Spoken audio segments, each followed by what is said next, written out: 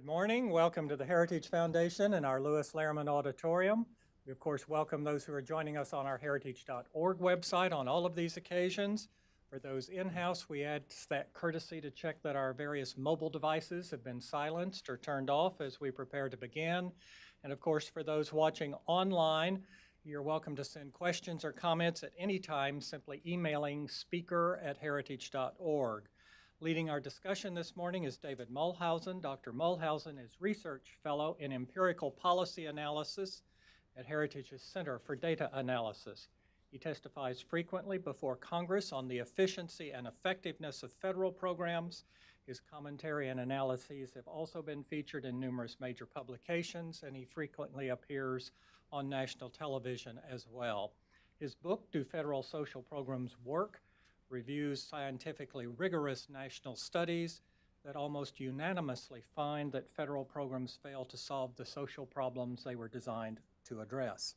Dr. Mulhausen also serves as an adjunct professor at George Mason University, where he teaches program evaluation and statistical methods to graduate students. Please join me in welcoming David Mulhausen. David? Thank you.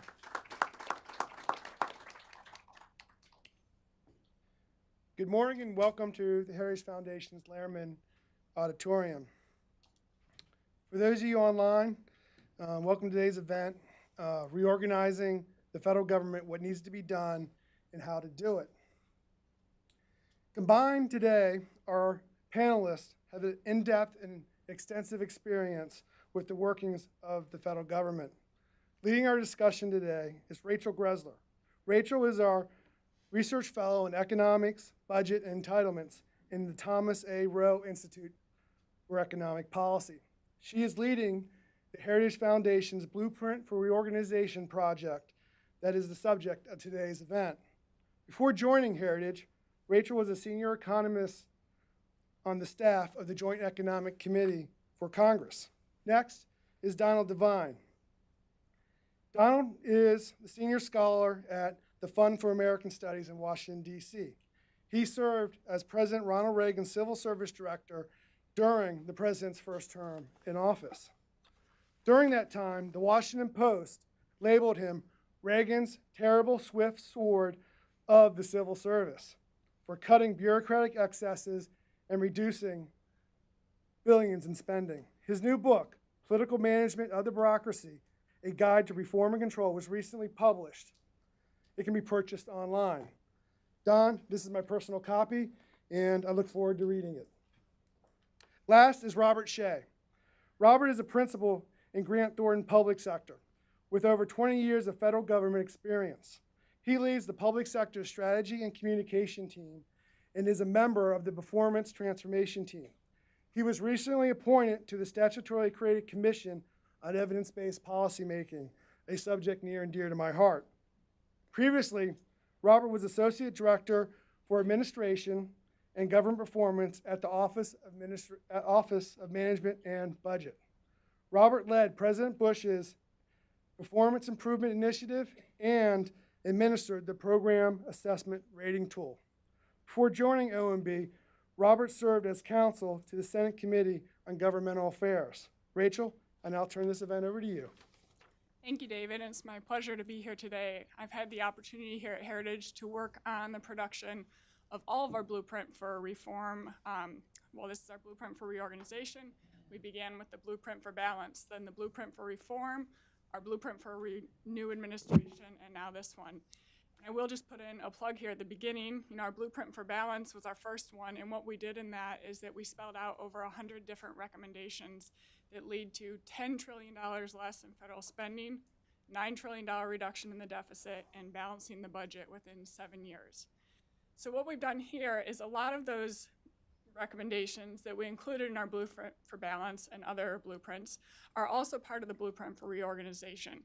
But we've specified the pathways that you can achieve these reforms and noted whether or not the president has the authority or what would need to be done, whether it's Congress or a change in authority that would need to take place in order to implement the recommendations that we have presented here.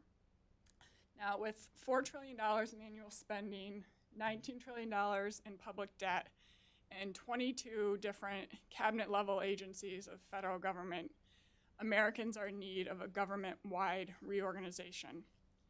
Our government currently knows few bounds, both fiscally and just administratively.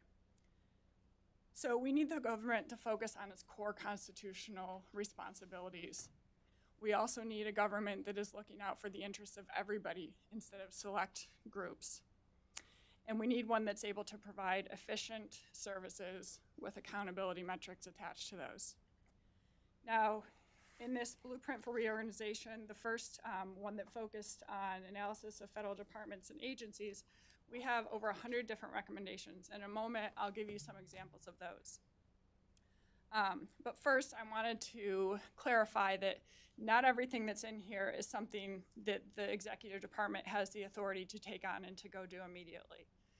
A lot of the things, probably most of them, will require buy-in from Congress. Our second edition of the blueprint, which is Pathways to Reform and Cross-Cutting Issues, specifies what the executive can do already, what changes could be made to clear the pathway to reform, and what things will need congressional buy-in. We also look at some cross-cutting issues. The first document looks specifically at the agencies, but in the second one, we have some reforms such as modernizing the federal government, changes to personnel policy that would span across all the agencies. So among our roughly 110 recommendations that we include here, I'll start with some of those that are for eliminating whole departments and functions, such as the Federal Housing Administration and the Financing Agency, as well as the Consumer Financial Protection Bureau. Now, when we propose eliminating these whole departments or functions, there are often some core functions that we would hold within there, and we would just transfer them to a more appropriate department or agency. There are also some functions that we consider non-federal and that should instead be transferred to state and local governments, such as fire protection and low-income housing assistance. State and local governments have better knowledge of their own local communities, and they're more appropriately designed to service these needs. There are also certain offices and departments that we recommend eliminating. For example, the VA has 42 different offices, 42, including 14 specifically related to health. And these things just create a bureaucratic nightmare for the veterans who are seeking integrated services and, one shop to go for all of their needs, as opposed to 42 different offices that then they're going to be responsible for having to take documentations from one to another and coordinating those services.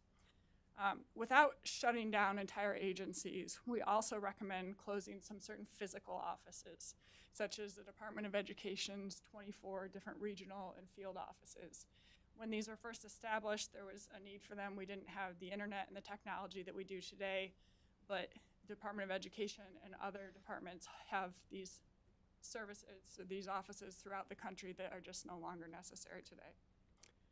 We also recommend streamlining some functions within agencies. So, for example, the Department of Justice has 4 separate criminal divisions, and these are located across these, but they also have their criminal section. You could group all of those criminal ones into the criminal division itself and not to have them scattered across. In certain cases, programs lack efficiency because they're housed in the wrong agency. So that's why we recommend things like moving the Food and Nutrition Services, which is a welfare program, from the Department of Agriculture and into the Health and Human Services Department with the other welfare programs, or the student aid programs, taking them out of the Department of Education and putting them in Treasury, as Treasury has the information they need to determine who's eligible, and they're the ones that are distributing the funds. While we don't recommend cuts overall to defense spending, there's still certainly room to optimize and put the highest priority functions first within the Defense Department. So, for example, we suggest eliminating excess infrastructure that's costly to maintain on an annual basis. And we also don't think the Department of Defense should be spending money on non-defense programs like ovarian and prostate cancer research, or on Obama-era initiatives for the energy and environment. Now, too many of the federal government's programs benefit a select few instead of looking at broadly across all Americans. So that's why we recommend eliminating these programs, such as the Corporation for National and Community Services, Corporation for Public Broadcasting, the National Foundation on the Arts and Humanities, the Export-Import Bank, the Minority Business Development Agency, and the Department of Energy's loan programs. But efficiency isn't just about right-sizing the government and reducing, eliminating, moving programs around. It's also making sure that the government is doing its job through oversight and accountability. That's why we recommend making regulations subject to meaningful review and not giving certain exemptions, such as the IRS's exemption for tax-related regulations, making them all subject to those same reviews. We also recommend evidence-based policymaking within the Office of Management and Budget. And then we do have places where there are plenty of accountability programs, such as the VA. We identified 31 different accountability and program management programs there, and yet they're scattered again. And so if you put all those accountability programs into one place within the VA, you'd better serve veterans as well as taxpayers. And then finally, because personnel has such a tremendous impact on the efficiency and accountability of the federal government, we recommend a broad package of reforms to improve accountability, reward productivity, and essentially let federal managers do their jobs. We also want to bring federal employee compensation in line with the private sector so that the government is in a better and more competitive position to attract and retain the best and the brightest federal workforce. And with that, I'm going to hand it over to Donnell Devine. All right. My name is Donnell Devine. It's kind of the serious part of the program. I'm the comic side. First thing I want to say is I very much recommend both of these books. The cross-cutting one is just super, one of the best things I ever looked at about government management. I'm an academic by background, but in some crazy way, after the 1980 election, President Ronald Reagan called me up and said, "Don, I got a job for you." And I said, "What is it?" He said, "Head of the Office of Personnel Management, OPM." My son used to call it opium. I said, well, that's kind of a funny job for a libertarian conservative like me, running the bureaucracy. He said, "Well, I got a good sense of humor." I said, "Well, what do you want me to do?" And he said, "I want you to cut back 100,000 non-defense employees. I want you to reduce their bloated benefits, and I want you to make them work harder."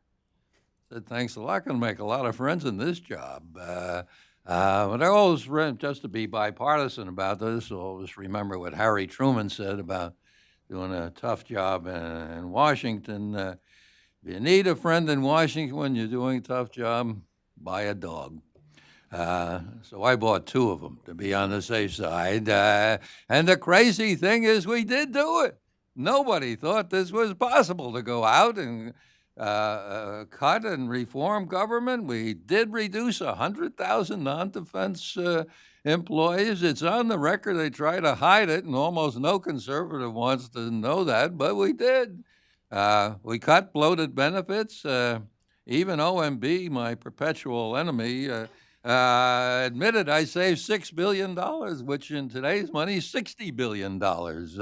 And we did make them work harder, too. We went on a performance appraisal system, merit pay. It was a miracle, but it happened. And you heard in the introduction by David that the Post called me Reagan's terrible swift sword of the civil service. That was one of the nicest things they said about me. They called me the Rasputin of the reduction in force, which is what we call getting rid of people. And we weren't too clever, I must admit, because we did the first ones at Christmas. Not a good time to do this in terms of public relations. The New York Times did a big story on me, calling me the Rasputin, and no, that was the Post. It was, but anyway, the Grinch in the pinstripe suit, kind of celebrate Christmas. But anyway, we did that, and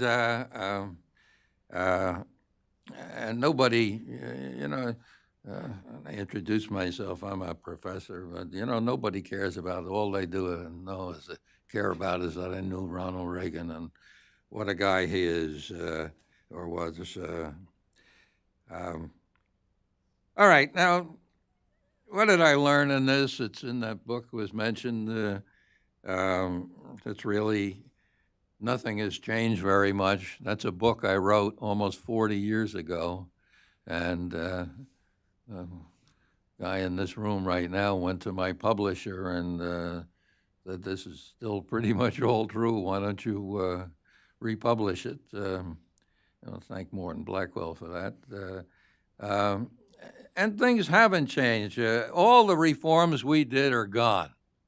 Most of them were gone the next administration, which is a Republican administration, I might say. And government today simply doesn't work. And don't take it from a libertarian conservative like me. Let's take it from Paul Light, professor of public relations, done many serious reviews, some of them with congressional background. The government doesn't work anymore. It can't faithfully execute its laws. That's a basic fact. It can't. He says the average is, I think he's a little high on this, but he says that there are 60 levels between the secretary who sets the policy and doing something on the street. It's impossible to run such an organization unless you have some measurement. And it's the great social scientist Ludwig von Mises, in another book I'll recommend called Bureaucracy, is that they don't have one in government. That's the problem with it. In the private sector, you can have 60 levels, although the private sector has learned that you can't do that. There's almost no private company that does that anymore. They did it back in the 30s. We still run our government like in the 1930s. But you can go down even 60 levels and you look and say, is that division making a profit or not? If it is, you keep it. If it's not, you get rid of it.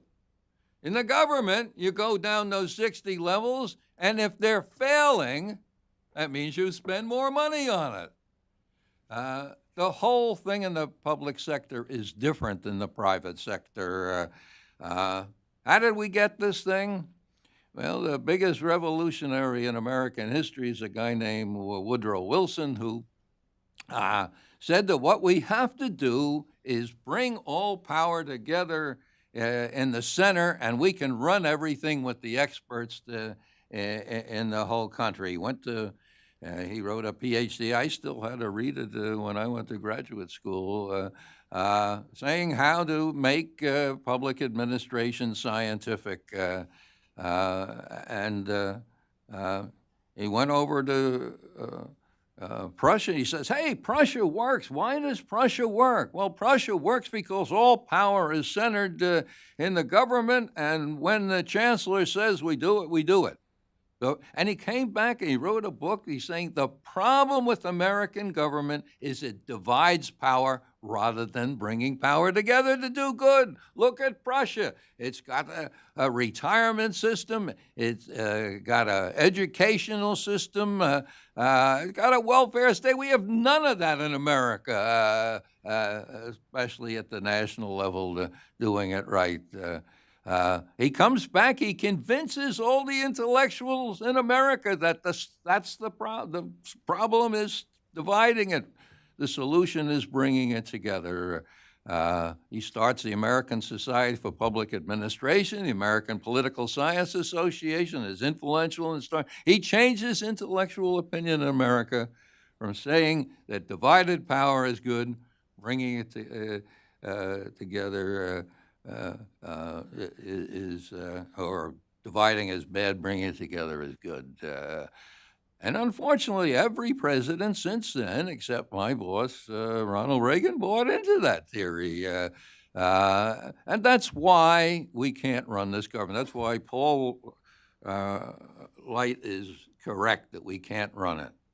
I think ultimately the only thing we can do is to decentralize it back the way the founders created it. As Ronald Reagan said, the secret to the success of America is federalism. Lord Acton called federalism America's contribution to the history of freedom.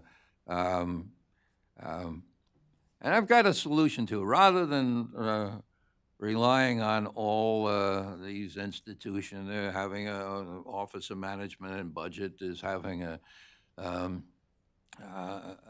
big thing to go reorganize government. I got a simple solution. The first book I mentioned to get is this cross-cutting thing, Pathways thing, I guess it's called. The other one divides up the agencies and departments, goes down each one, do this, that. I got a simple answer. Don't go with the commission. Just send these out to the agencies, all right? Tell them to do it. Or if you don't like it, have a good reason why you don't do it. These are serious recommendations that David and Rachel, Robert, have given a lot of thought. If we just put this through the normal process of OMB, and Robert is a big exception here because he fought them. If you just turn it over to the careerists at OMB, this will go on for a year, 2 years. We'll come out at the end with some halfway done thing, and it'll never happen. What we should do is go back and reinvent cabinet government. That's what we need. Turn it over to the agents. That's their job.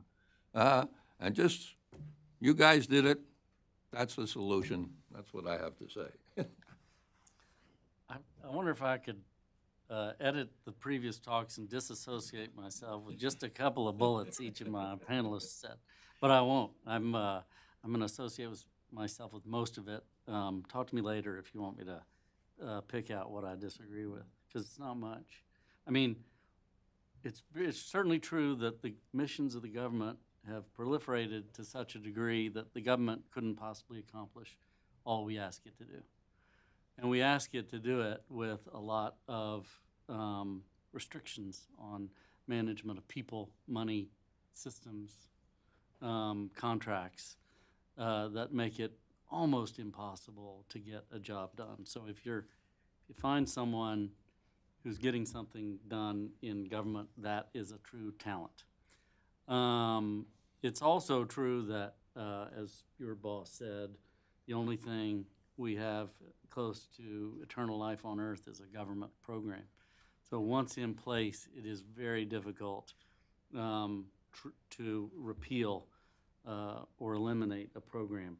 David's work, Rachel's work, documents the extent to which we've evaluated programs.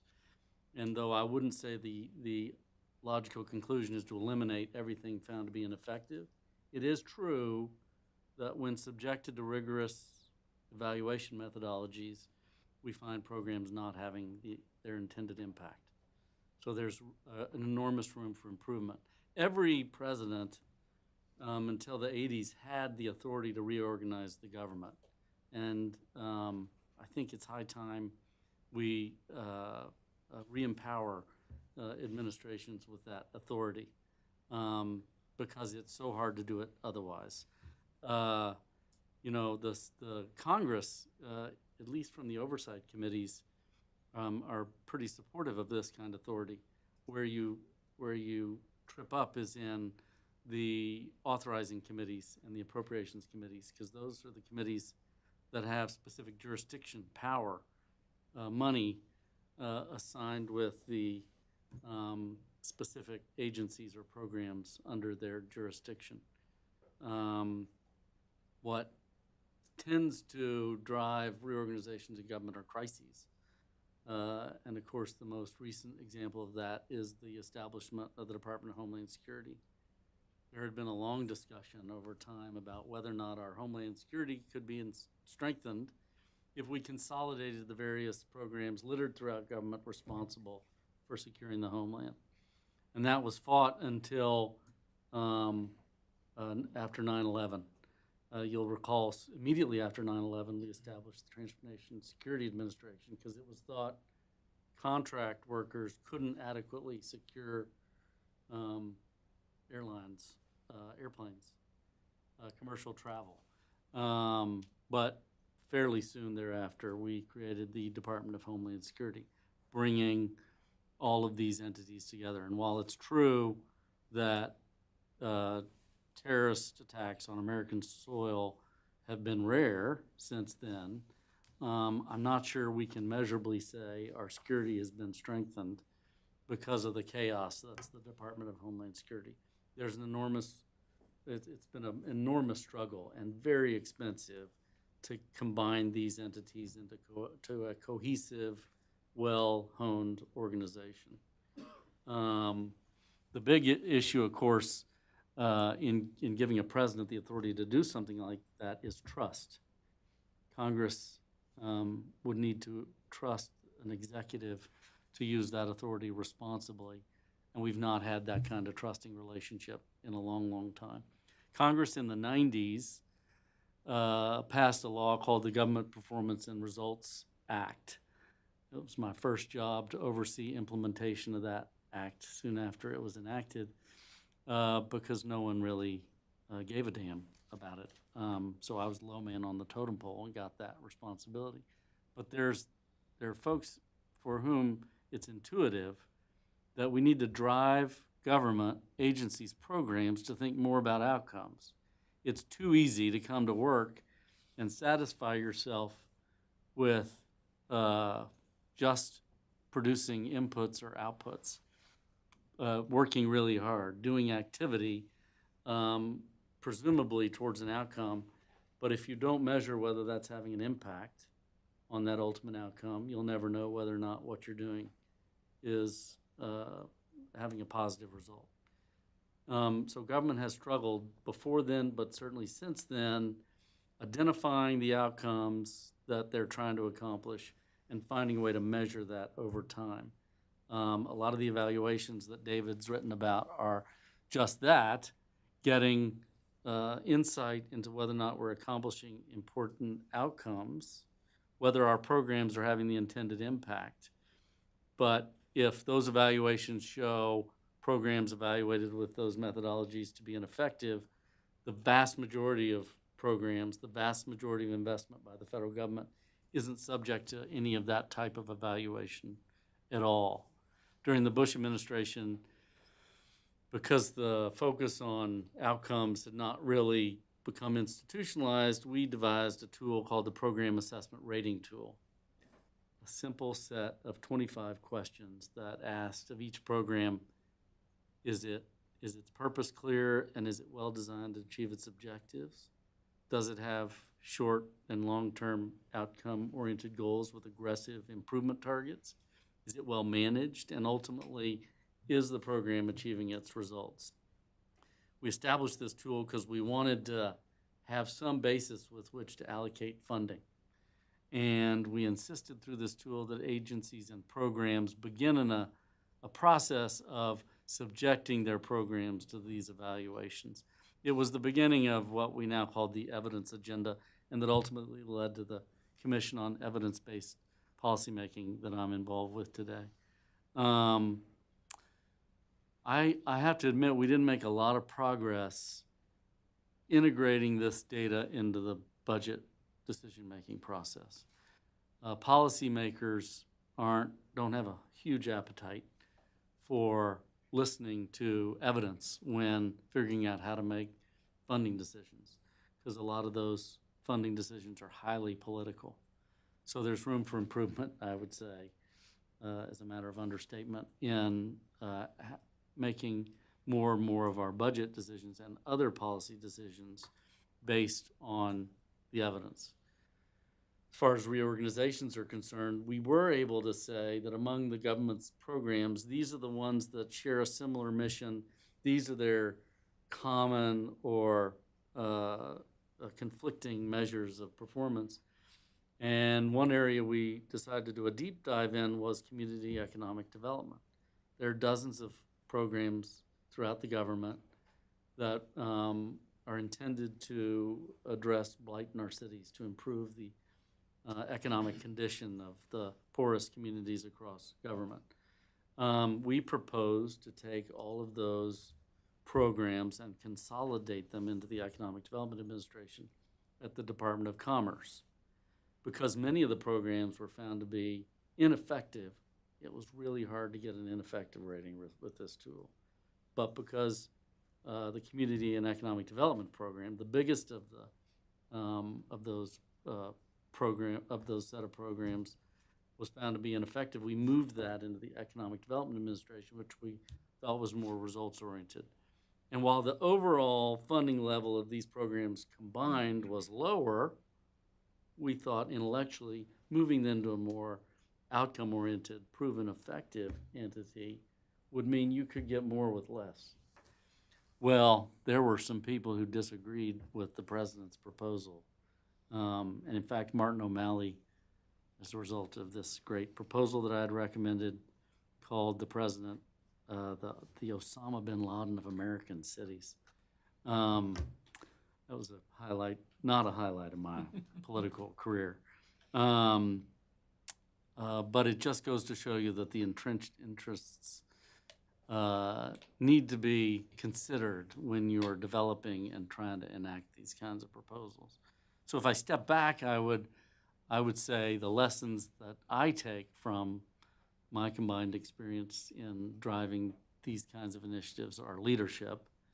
One of the advantages I had was a boss who was the president's best friend, and that can clear out a lot of bureaucratic underbrush if you're trying to advance these kind of initiatives.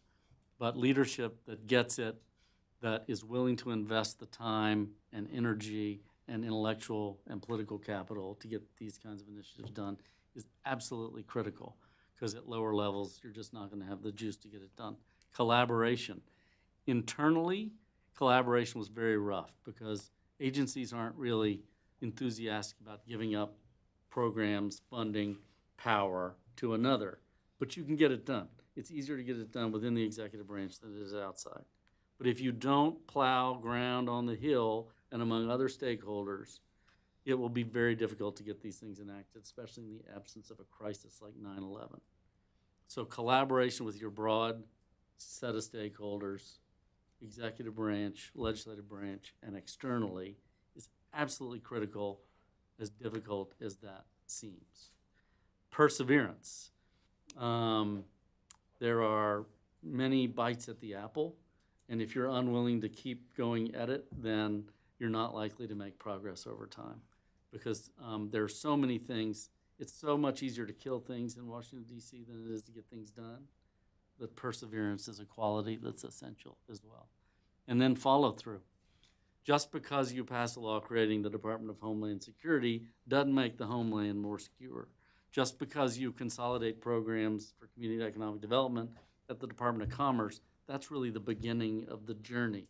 You've got to make sure that these consolidated entities assume a singular culture, a focused mission, and that you're measuring progress over time to ensure that what you've tried to do in being more efficient and effective is actually working. GAO has given us an incredible roadmap in their annual inventory of overlap and duplication across government. They'll tell you that consolidation of programs isn't always the right answer. There's a lot of room for improved collaboration across government with programs and agencies with similar missions, and that's true, but I will say that consolidation can give you an enormous degree of efficiency and improved a focus on mission through those consolidations. So I just want to reiterate, I'm delighted to be up here with my fellow panelists and thank Heritage for hosting us today. It's a great subject on a wet August afternoon. Thank you for all attending. Just now we're going to move toward a question and answer period. Or does anybody else want to follow up on anything that was said by the previous panelists? I need a nickname. That's one thing I've learned by being on this panel. What we're going to do is we're going to take questions, and if you would step up to the podium and pose your question there, it would be greatly appreciated.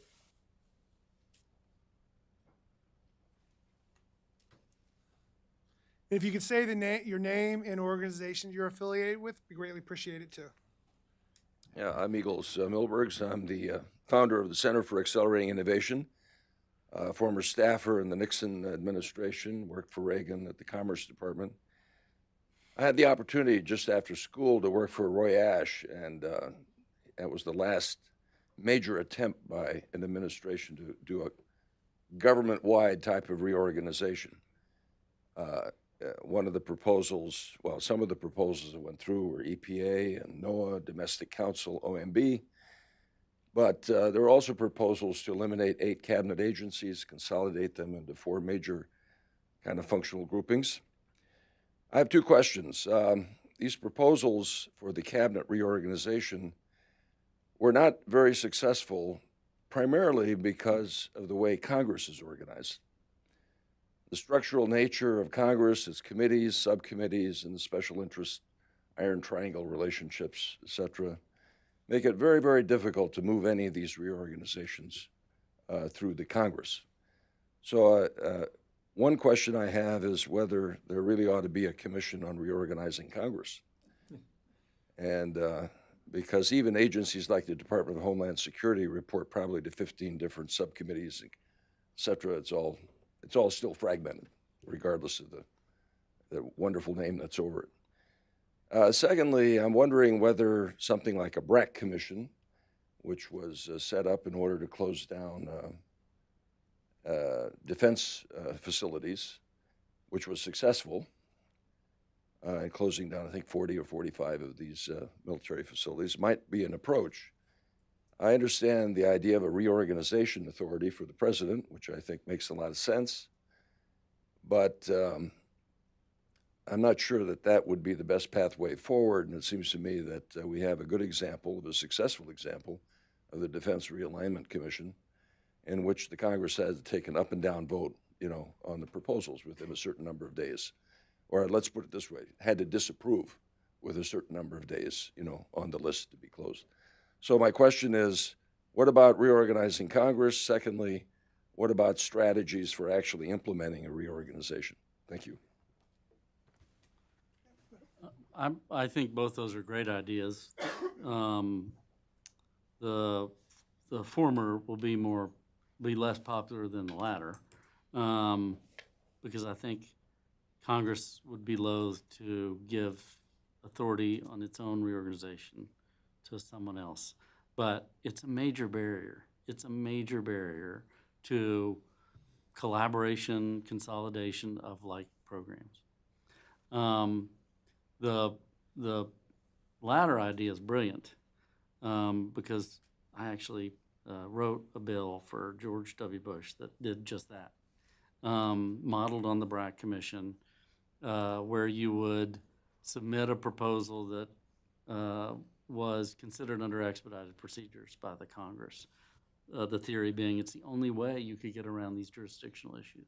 Right now, the oversight committees, HISGAC and Government Reform, have authority over reorganizations ostensibly, but it'll be nonetheless real difficult to get around committees' those authorizing committees will be reluctant to relinquish that kind of decision-making to a broad oversight type committee.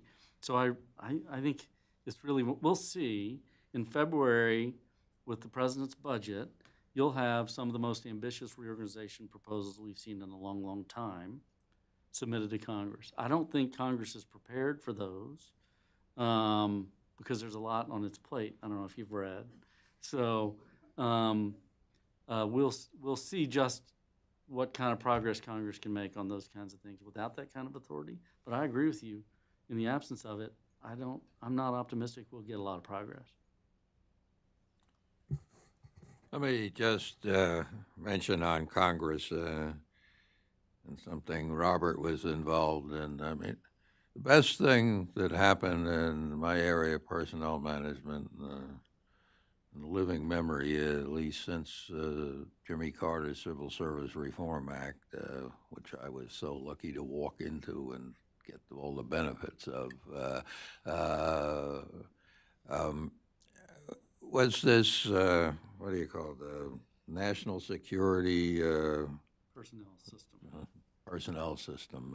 Sexy.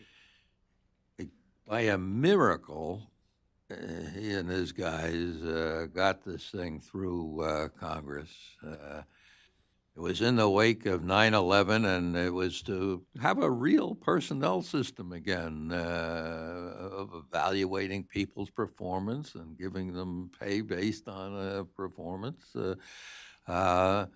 And in the middle, the reaction to 9/11, what they did at the Department of Defense and Homeland Security. That's half the government, civilian government, really.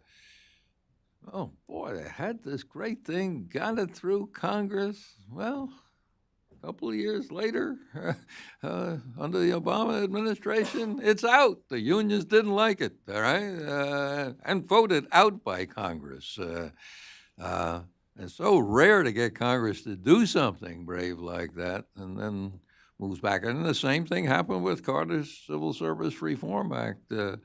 They started nibbling away at it right from the day it took effect. Well, I was there, and maybe it was my fault. We didn't get along too well with Congress. But you mentioned Ash, and I got to tell Ash, that's one of the greatest stories about government management. I always tell it. He was giving a speech, and he was chairman of Intel or president of Intel before he went into the government. Litton, whatever it was. And he goes in and he's talking to these chief executives in the private sector, and he says, you have to understand the government is so different from your private sector. He said, what would you do if your board of directors had on it your union leaders, your opposing business that you're in competitive with, a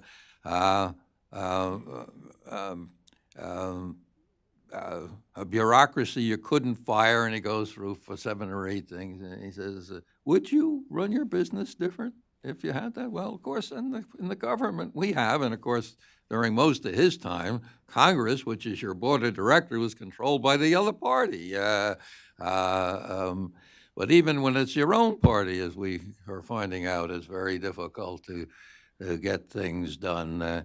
He made a wonderful analogy. He said, going from the private sector into government isn't like going from the minor leagues to the major leagues in baseball. It's like going from softball to ice hockey. It's a whole different kind of ball game, and it's got to operate by different principles. And Jimmy Carter, God bless him, got actually a guy who was my former professor to come in and write the Civil Service Reform Act in 1976. Put all the right performance to give the government political appointees the ability to run the government. If you want to know how to go, just go back and you could read my book because it's all about it. But Jimmy Carter, a guy named Scotty Campbell, Alan Campbell is my professor. He devised the whole way to do it. The problem isn't getting good ideas or even getting them passed. The problem is once you put them in, it's so hard to get them done. And most of the problem is Congress. Next, please. Hi, my name is Sven Larsson. 9 years ago, I wrote a backgrounder for the Heritage Foundation about federal funds to states. I think the number is 2136, but yeah, I'm going to throw a little bit of a wrench into this. I think you're going about this the wrong way. Let me take an example relating to federal funds, the special milk program. So the federal government takes money out of my paycheck. The Department of Treasury sends it to the Department of Agriculture. The Department of Agriculture sends it to what I think is called the Food and Nutrition Service. The Food and Nutrition Service sends it back to the state of Wyoming, where I live, which then sends the money down to Laramie County School District 1, which sends it to East High School so my daughter can have milk with her lunch.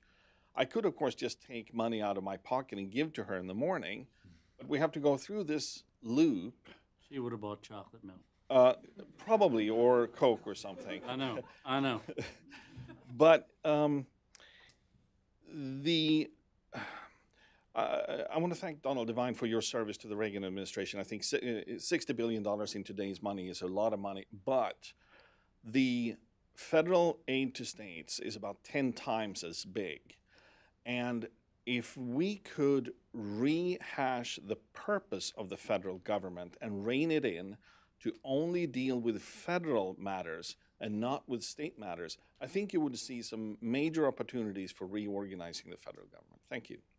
I'd like to add that I think this question is very good, in that if you look at the first blueprint for reorganization report, there's a consistent theme that we're calling for downsizing or eliminating agencies that do not perform a core constitutional responsibility of the federal government. So while that idea is permeated throughout, but the idea is, one of the things we need to do when we're rethinking the executive branch and how it should be structured is, what activities should the federal government do that it's uniquely situated to do? And I think that today the federal government has its hands in every state and local matter, that it's too encumbersome for the federal government to even actually administer all those programs effectively. I would just say during my tenure, I don't recall a single point at which that question was asked. It was really how much more or less a program is going to get. Maybe should it persist, but not because of federalism issues.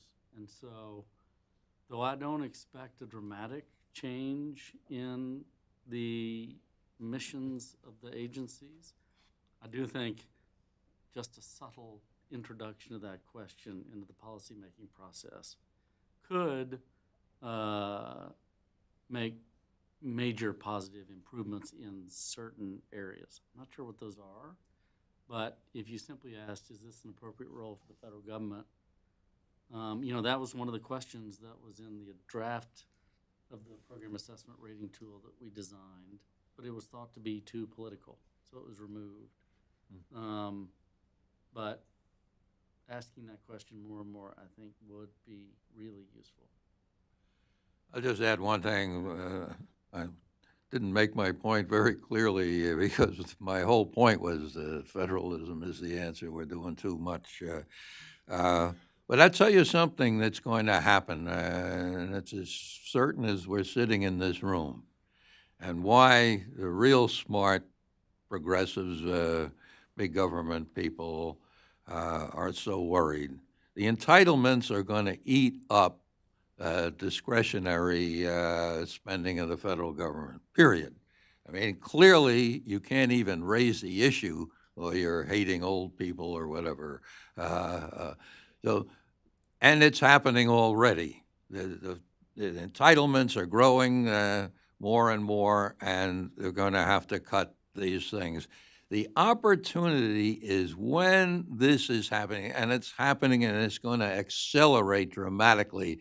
I'm too old to be around, but most of this audience looks like you can. You're going to have to make these kind of decisions. There's simply not enough money possible to be raised by the federal government to do pay for the entitlements and to do this. It's a marvelous opportunity to change the nature of government, and it's going to happen whether Congress wants it, whether people want it, or anything. It's just straight table looking at actuarial data. That's what's going to happen. Next, please. Hi, I'm Inez Stepman. I work for ALEC, American Legislative Exchange Council, so totally on board with all of the federalism sort of ultimate solution. But I do want to bring it back to civil service reform, which we have a paper out on. Federal civil service reform? Federal civil service reform, since it affects all of the states having to deal with the federal agencies. So we've had more than a century of civil service protections. It's nearly impossible, as Mr. Devine pointed out, to fire career civil servants. We have 2.8 million people with definite political leanings who make decisions without any democratic accountability. And we talk about landing teams now as though that were a normal thing, right? The fact that the political officials who were elected by the people, right, or chosen by those who are elected by the people, have to land like it's Omaha Beach, right, onto entrenched bureaucracies that have their own opinions about how to make government decisions. I recognize what you're saying about, the fact that it's gone back and forth and any sort of advancements we've made on civil service have been rolled back by Congress. But I was wondering, especially Mr. Devine, if you have recommendations. You spoke about the Carter reforms. Would you recommend going back to that in terms of what your policy recommendations would be for the actual process by which civil servants are hired and fired? Well, there are basically two theories of public administration. One is this experts run everything theory, the administrative state. Goes back to Wilson and back Max Weber and back further. And that's the theory we've been running it on pretty much ever since, especially Franklin Roosevelt. The other is cabinet or political government, and that is what Jimmy Carter's Civil Service Reform Act was all about, was to give political appointees power over the bureaucracy. Now, bureaucracy has a lot of good expertise out there, but you just can't let them run off and do whatever they want. You got to have somebody who's there to implement the ideas of the new administration and how it's supposed to act, whether it's liberal or conservative. And it is important that a Democrat, in fact, is the one who put the Civil Service Reform Act. As I said, literally, they were working it out, all the bugs, and they got to vote it out, and I walk in, and I'm given a new civil service. And then, in my opinion, opinion of a lot of people, it worked for 4 or 5 years. Even with Congress putting appropriation riders limiting one part or the other of it. So there's a model to use.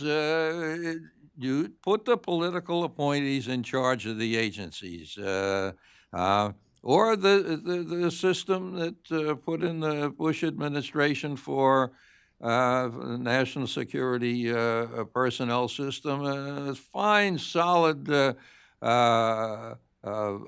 plans. I don't think the problem is the plans. The problem is implementing, both with first a president who's determined to do that, which means you've got to focus on making political appointees throughout the government, and a Congress who will give you a little room to operate for a while. Those are the two secrets for civil service reform, in my opinion.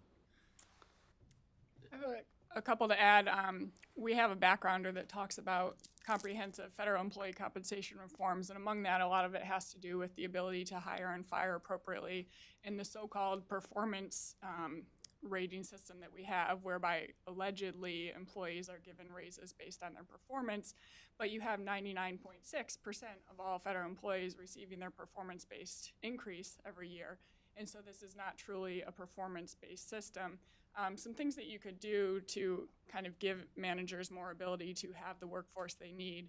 On the front end, when people are hired, instead of having a 1-year probationary period where you can hire, fire at will, you could increase that to 3 years to give managers more time to assess the employees they have in there. And then managers, if they want to give an employee anything less than a fully successful rating, they have to institute a performance improvement plan. It's a long, arduous process. It takes up a lot of their time. They can't do their other jobs. And so in talking with federal managers, their experience is they just don't do this. That's why you have 99.6% of employees rated fully successful, because they don't want to implement that plan. What you could do is only have to implement a performance improvement plan for an employee that you want to fire. And then on the firing side, it takes 1.5 years on average to fire a federal employee. That's because they can go through 3 different venues of appeals process along the way. You need to reduce that and just give them one option. They can pick which appeal process they would want to go through. I fully endorse all of that. But I want to emphasize the severity of this issue. It is the central issue that impacts the ability of the federal government to accomplish its mission. We can't recruit and retain a qualified workforce to do what we're asking the government to do. We recruit from a half dozen public administration schools across the country. So in a few weeks, I'll fly out to SPIA at the University of Indiana, and I'll interview a dozen candidates. And in the taxi ride to the airport, I'll collaborate with my colleagues on the half dozen or so we'll make an offer to. And so those kids will have an offer for a job within 24 hours of being interviewed by my firm. The government cannot compete with that. I'm not suggesting that that's where we want to get to, but we need to improve the hiring process. The appeals process, too many avenues for people to complain about adverse actions that they're suffering from, means that managers are loath to even begin a discussion of holding people accountable for their performance. And so it means, in whatever facet of government operation you're talking about, we don't have a workforce well-equipped to do what we're asking it to do. So there's, in my view, reorganization is important, but there's no more important priority than civil service reform. I would say just Rachel's to not to blow her own horn. Her chapter in that Pathways book is just super on this issue.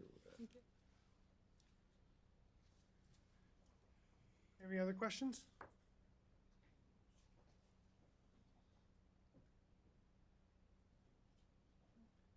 I am Mike Kingery. I'm an Air Force Legislative Fellow. And my question is, you guys mentioned that a crisis is typically the catalyst to facilitate change in government structure. What do you guys see the crisis as being in the future to force that reorganization? Do you think it's an external factor like another state actor, China, Russia, North Korea, or something internal like the budget crisis or the national debt?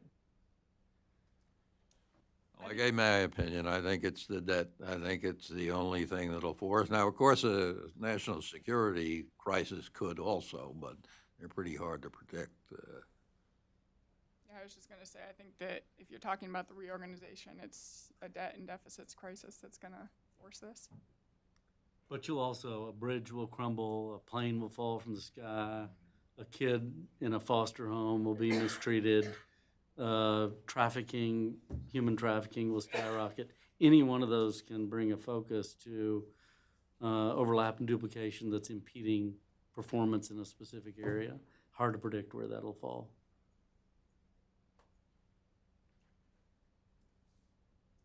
Next. Hi, my name is Eric Katz. I'm a reporter with Government Executive.